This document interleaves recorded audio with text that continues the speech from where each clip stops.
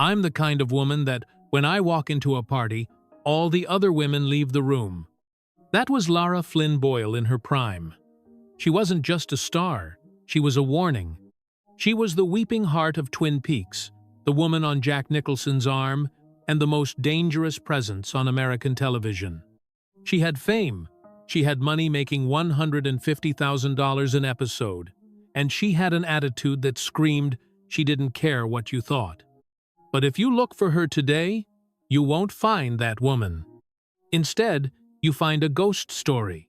You find cruel headlines about a face that's melting. You find whispers about a woman living totally offline, who doesn't even know how to use Google. You find a tragedy that Hollywood has tried to sweep under the rug. Listen to me closely. This is not a gossip video. We are not here to laugh at bad plastic surgery or point fingers at a fallen star. We are here to conduct a forensic examination of a career.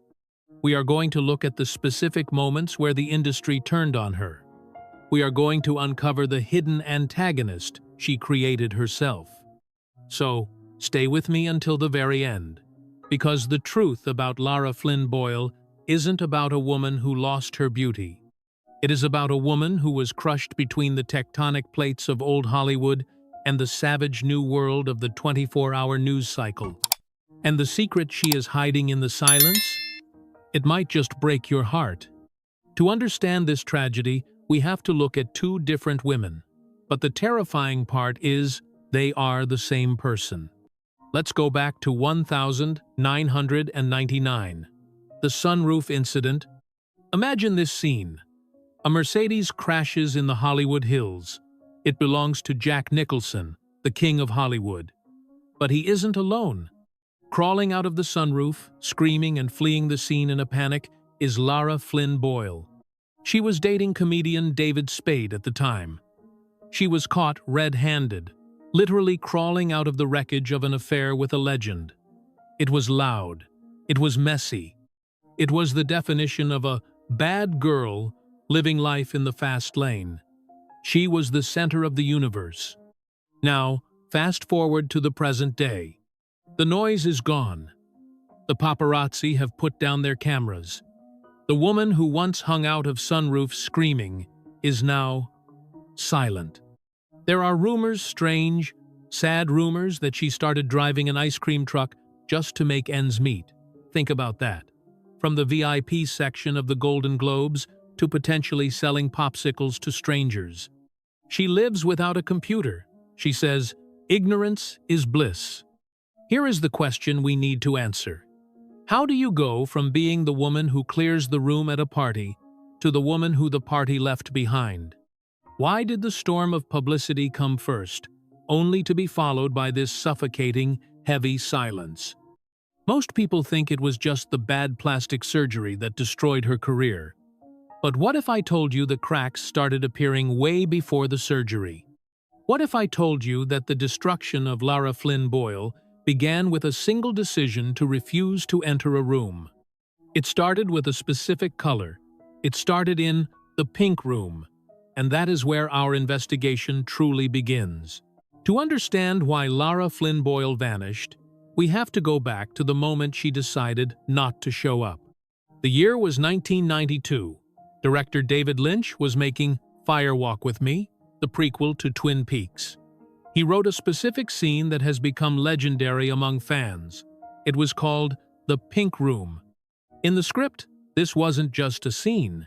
It was a descent into hell. The character of Donna Hayward, the innocent best friend, was supposed to be dragged into a Canadian brothel. The script called for her to be drugged, fondled by strangers, and eventually to go topless in a moment of total soul corruption. Lara Flynn Boyle looked at that script and she said no. Now, the official story was scheduling conflicts. She claimed she was too busy filming Wayne's World, but Hollywood insiders knew the truth. Lara didn't want to be the victim anymore. She was trying to transition from a TV star to a movie star. She wanted to shed the skin of the crying best friend. So, David Lynch replaced her. He brought in actress Moira Kelly. Here is the tragedy of that decision.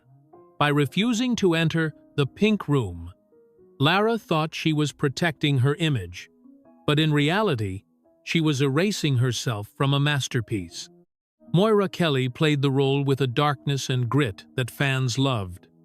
As one critic noted, Moira became Lara, a completely different human being. Lara saved herself from a difficult day of filming, but she exiled herself from the legacy that made her famous. But this need for control didn't stop with a rejected script. It bled into her personal life, creating a hidden antagonist that would destroy the very show that built her career. You see, Lara wasn't just acting in Twin Peaks. She was dating the show's star, Kyle MacLachlan, Agent Cooper. Fans of the show remember the electric chemistry between Agent Cooper and the young, seductive Audrey Horne, played by Sherilyn Fenn. That romance was supposed to be the heart of Season 2. It was what the audience wanted. But it never happened. Why? Sherilyn Fenn revealed the truth years later. She said, "Lara was dating Kyle at the time and didn't like the idea of my character getting involved with him." Think about the power move here. Lara Flynn Boyle used her real-life relationship to force the writers to rewrite the show. She blocked the romance. The writers had to scramble. They brought in new characters that nobody cared about. The storyline fell apart. The ratings crashed. This was the false belief that Lara carried with her for the rest of her career. She believed that power meant control. She believed she could manipulate the narrative to suit her insecurities. She didn't realize that by killing the chemistry of the show, she was killing the vehicle that was driving her own success. She was winning the battle in her relationship, but she was losing the war for the audience's heart. She had established a reputation, high maintenance, difficult, and in the 90 seconds, you could survive being difficult if you were successful. But what happens when the success starts to fade, and the only thing left is the attitude? That is when the ground beneath her feet began to crack. Before the silence, there was the noise. And in 1990, the noise around Lara Flynn Boyle was deafening. She wasn't just an actress. She was one half of a cultural phenomenon. She was dating her co-star, Kyle MacLachlan, the man who played Agent Dale Cooper. On screen, she was the weeping heart of the town. Off-screen, she was on the arm of the show's leading man. She had love, she had fame, and she had access to the inner circle of Hollywood power. But this is where the false belief we talked about earlier begins to rot the foundation. Lara believed that to keep love, you had to control it. And she decided to exert that control in the most dangerous place possible, the writer's room. If you watched Twin Peaks back then, you know what the audience wanted. We wanted Agent Cooper to be with the seductive, cherry stem-tying Audrey Horne, played by Sherilyn Fenn. The chemistry was electric. It was the engine driving the show's popularity. But it never happened. And for decades, fans wondered why. The answer isn't a creative decision. The answer is Lara Flynn Boyle. Sherilyn Fenn later revealed the forensic truth. She said, "Lara was dating Kyle at the time and didn't like the idea of my character getting involved with him." Think about the mechanism at play here. Lara wasn't just a jealous girlfriend. She was a co-worker using her leverage to rewrite the product. She forced Kyle MacLachlan to refuse the storyline. She effectively said, "If you love me, you won't work with her." Sherilyn Fenn remembers asking the director, "David, is this what it is? An actress complaining just because she's the girlfriend?" The result was a disaster. The writers had to scramble. They brought in new love interests that nobody cared about: Billy Zane for Audrey and Heather Graham for Cooper. The magical tension of the show evaporated. Here is the tragedy of her first mistake. By trying to save her relationship from a fictional threat, Lara helped kill the very show that made her a star. The ratings crashed. The audience felt cheated. She won the battle for her boyfriend, but she lost the war for the audience. This moment established a reputation that would haunt her for the next decade. She was labeled high maintenance. Crew members noted she didn't make many friends on set. She thought she was displaying strength. But Hollywood saw it as a liability. And while she managed to survive the end of Twin Peaks, she was walking into the late 90 seconds with a target on her back. She had proven she could destroy a script to suit her ego. But she was about to learn that you cannot destroy a camera lens. Because the next time she tried to control the narrative, she wouldn't be in a writer's room. She would be crawling out of a sunroof in the Hollywood Hills, and this time, the whole world would be watching. If the 90 seconds were her rise, the turn of the millennium was the moment gravity finally took hold. We need to look at this period not just as a series of bad days, but as a forensic timeline of self-sabotage.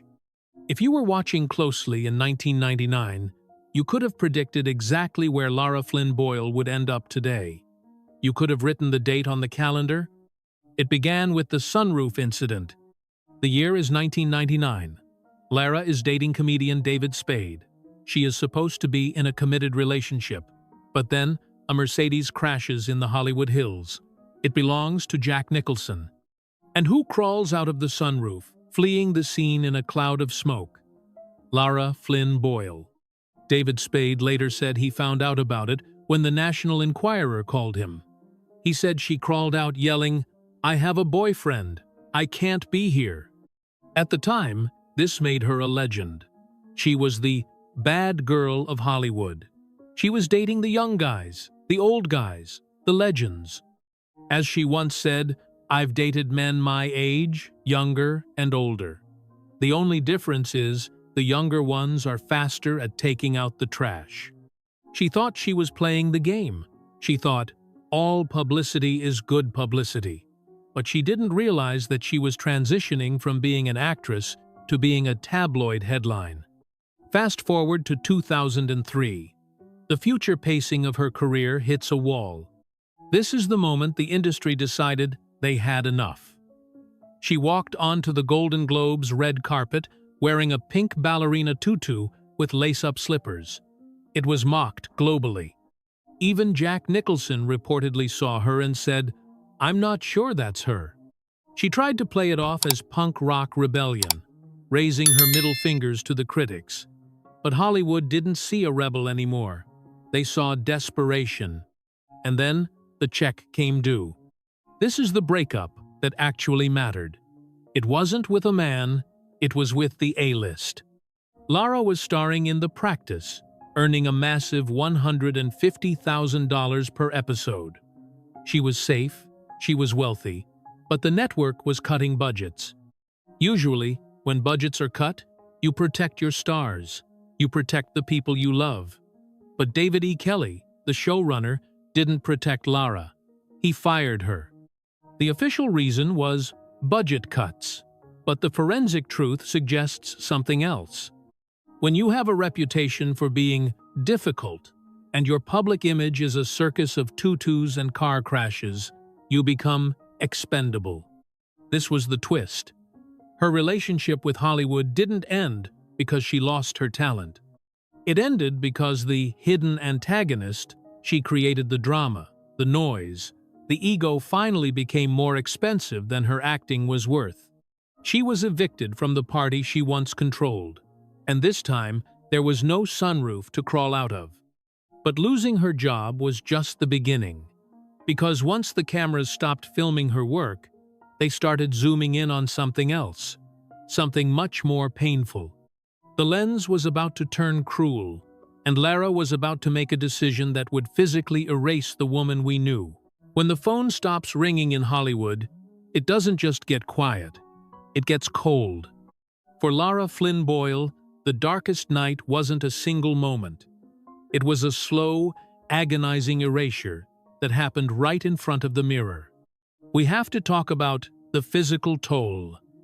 This is the part of the story where the audience usually laughs, but if you look closer, there is nothing funny about it. This is the battlefield where Lara tried to fight time and lost. Remember, This was the era of heroin chic. The tabloids were ruthless. They mocked her for being too thin, running headlines like, "The only thing you don't need, Lara, is a Diet Coke." She was trapped. The industry demanded perfection, but the media punished her for trying to achieve it. So, she tried to fix it. She tried to control her face, the same way she tried to control the Twin Peaks writer's room. Dr. Paul Sundin, a plastic surgeon who analyzed her transformation, noted that her changing look was likely due to excessive fillers and cheek implants. One critic described the result as a face that looked like it was melting. Think about the psychological horror of that.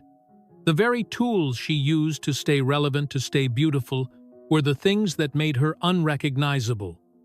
She didn't just lose her looks, she lost her identity.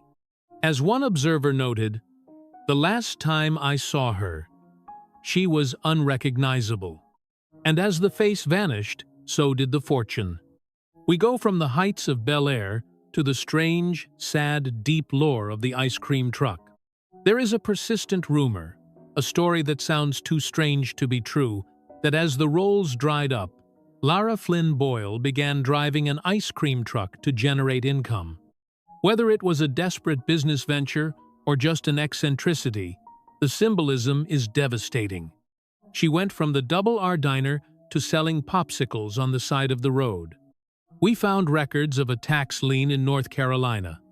But it wasn't for millions of dollars. It was for $194.01.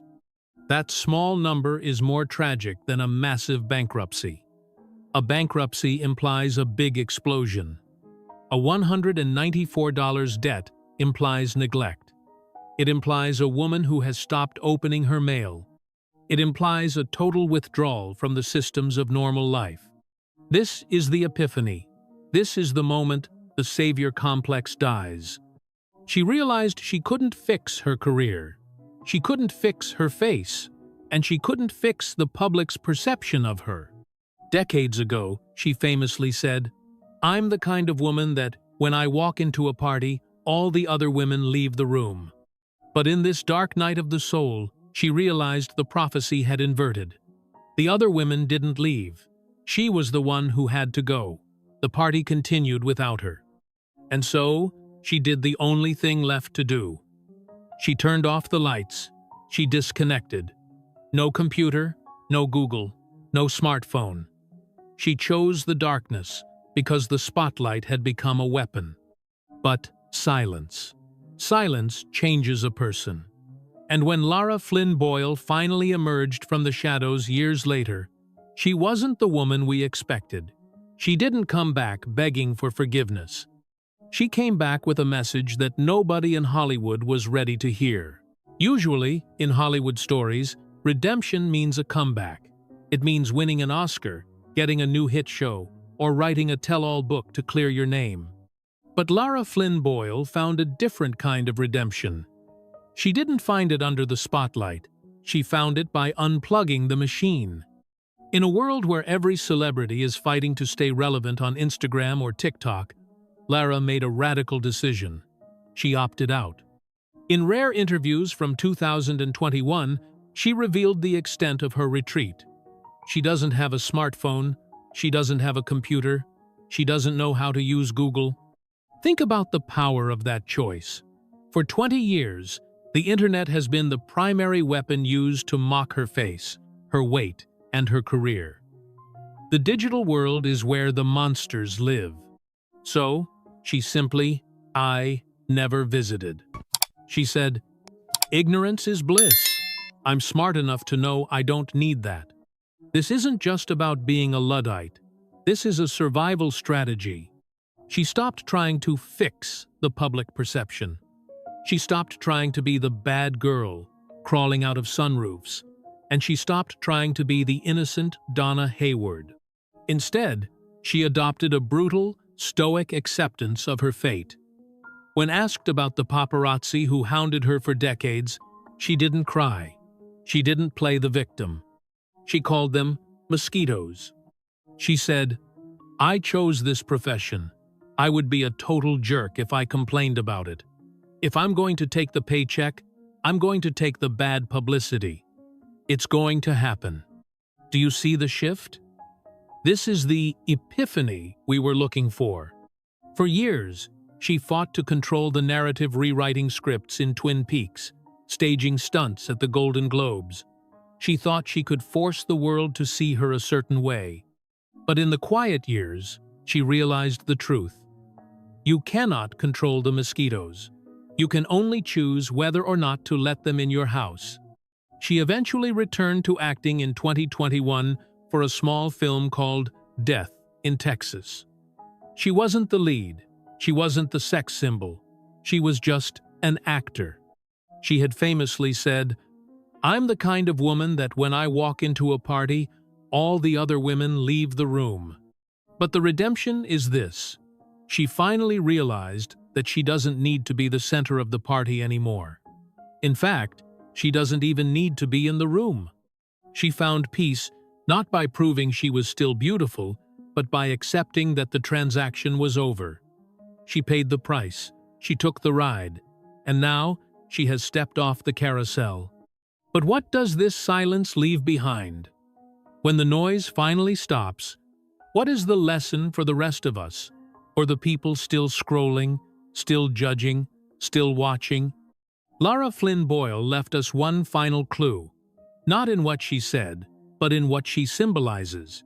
So, what is the final truth about Lara Flynn Boyle? We started this journey looking for a tragedy. We looked for a woman destroyed by plastic surgery, a woman who crashed a Mercedes, a woman who was erased from Hollywood history. But if you look closely at the evidence, you realize something profound. Lara Flynn Boyle wasn't erased. She escaped. Decades ago, she famously said, "I'm the kind of woman that when I walk into a party, all the other women leave the room." For a long time, she believed that power meant making others leave.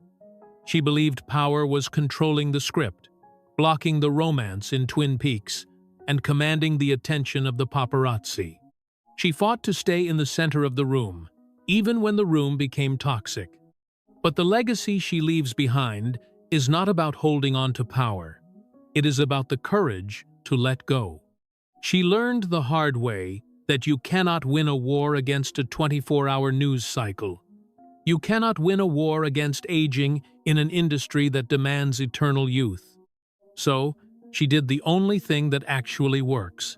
She left the party. She lives without Google. She calls the paparazzi mosquitoes and refuses to scratch the bite. She drives her car, maybe even an ice cream truck, if the rumors are true, down her own road, far away from the cameras. Her story teaches us that sometimes the hidden antagonist isn't the industry or the bad boyfriends or the critics. Sometimes the enemy is our own refusal to walk away from a game we can no longer win. In the end, Lara Flynn Boyle finally found the courage to do in real life what she tried to do in Twin Peaks all those years ago. She refused to enter the pink room. She refused to let the world strip her bare.